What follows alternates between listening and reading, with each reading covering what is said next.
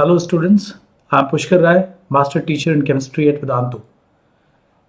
I am going to discuss JEE Advanced 2020 Chemistry paper. So let's start with paper 1 and question number 1. The very first question in the JEE Advanced 2020 question number 1 was from gaseous state. In gaseous state, you can get many problems like Charles law, Boyle's law, based on Charles law, Boyle's law, Gaseous law, maybe sometimes based on molecular speeds, mean free path. Gaseous state also relates to some problems of barometric pressure and balloon related problem or open vessel problems, and lots of other problems are there.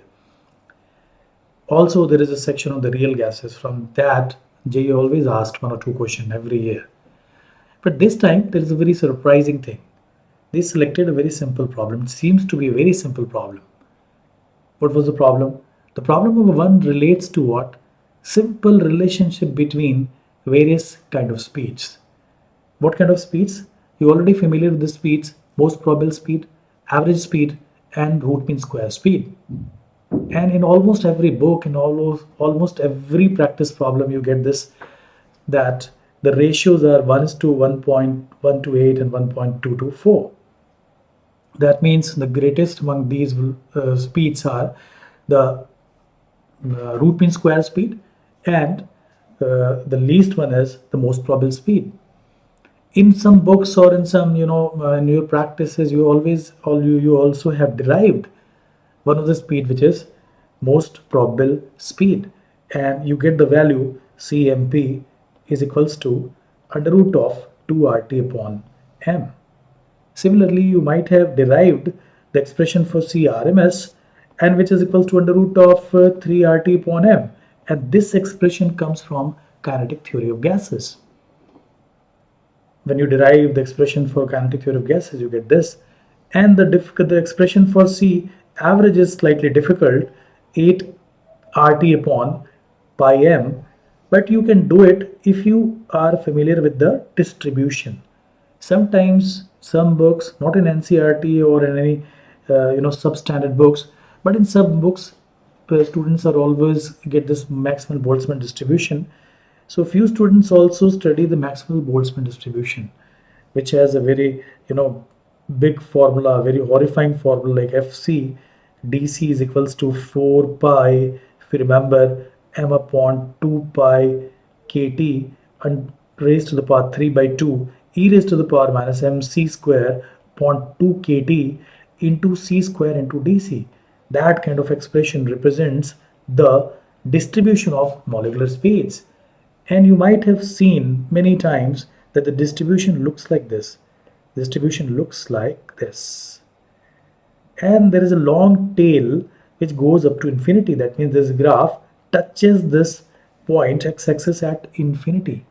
And which also means that this speed, you are very much familiar with this one. What is this speed? This speed is called CMP, most probable speed.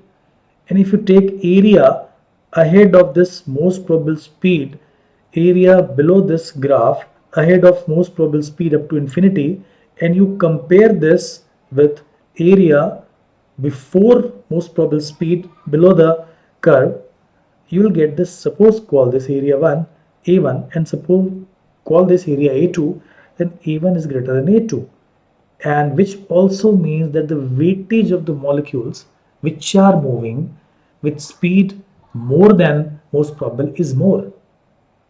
That means if you take the probability of finding a molecule which is having speed more than most probable speed and less than most probable speed, probability of getting more speed is more. As simple as that. In other words, this is more skewed towards longer. The most skewed towards this graph is more skewed, even not symmetrical, and it is more leaned towards what? More speed, greater speed. Okay. But in this problem, JEE has asked, they has given you a googly, and they have asked that as per the figure shown, and the distribution of molecules is shown as per the figure shown. And this particular thing is beyond your imagination, because you could not imagine gas to be behaving like this. You could not imagine a gas is behaving like this. So they have taken a kind of a hypothetical model of a gas and they based a problem on that. Then what if the gases are behaving like this? What if the behavior is symmetrical? What if the gases are not behaving like that the way they usually do? What will be your answer? Looking at the options, first smart thing is to do is to look at the options. Whenever the problem is slightly difficult, we must look at the options. If we see the options carefully, we can clearly see for the symmetrical distribution, option A and B seems to be more common sense options. Okay, because in symmetrical distribution, one thing is sure, your intuition is telling that the most probable speed, what is the most probable speed in this symmetrical distribution, which will correspond to this point, and the speed corresponding to the maximum fraction of molecule is the most probable speed, and the most probable speed seems to be what it is equal to what the mean speed. So I think your answer is A and B. In A and B you have to choose your answer, but now we have to decide which one, because in A there is 1:1:1:1, and in B there is 1:1:1 is 1.224. Now the problem is this symmetrical distribution has, it has distorted all the equations. We could not be very sure. How could we be sure that symmetrical distribution? Can we say that c square, average of c square, and if you take under root of this, is not equal to c average? Okay, so intuitive feeling, it's very difficult to judge. Okay, but nevertheless, I think that if you know by symmetry from the previous result, you already know that C RMS is always greater than what? C average. You can go with the option B. And what is the option B? You can still go with the option B. And the option B is 1:1 is to 1.224. It seems to be the perfect answer.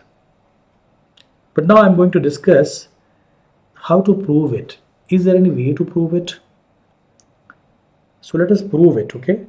To prove it, we have two approaches. One is theoretical approach, which is a very lengthy approach and which requires what? Knowledge of distribution, symmetrical distribution. Symmetrical distribution function.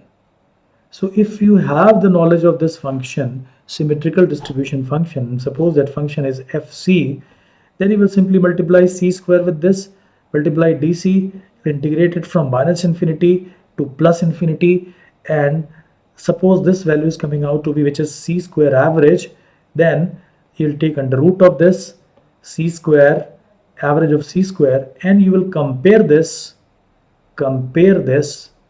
with fc into c into dc, integral -infinity to +infinity, where this quantity is going to be equal to what?